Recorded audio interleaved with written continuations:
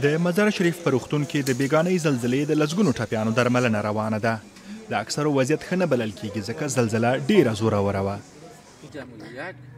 په سمنګانو کې بیا خلک د خپلو ورانو کورونو خاورې لرې کوي. دوی وایي زورورې زلزلې هر څه ورګډوډ کړل. زلزله حالی ساعت 1 بجه شروع شده بود.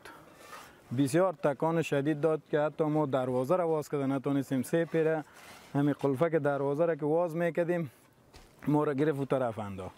دیگه حدودی 15 ثانیه خوب تکان شدید داد. دیگه برآمدیم که بیرون خاک است، چنگ است، هیچ معلوم نمیشد.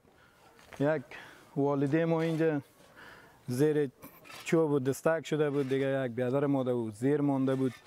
با کمک همین اهالی قریه، جوانای همین شهر منطقه ما همون را نجات دادیم. فضل خدا در شفاخانه است.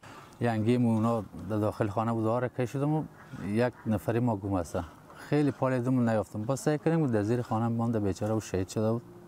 تازه عروسی هم کرده بودک.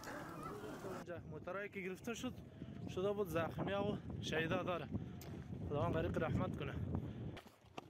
د ریکټر په کچه 4.3 درجې زلزلې د بلخ او سمنګان په شمول اکثر شمالي او مرکزي ولایتونه بیګانه وخته ولړزول. افغانستان د زلزلو په وړاندې ډیر زیانګالی بلل کیږي. د اګست وروستیو کې هم د افغانستان ختیځ خطرناکو زلزلو ډیر متاثره کړ. لږ تر لږه 2200 کسان په هغه زلزله کې وژل شوي او تر 4000 نور زیات کسان ټپیان شول.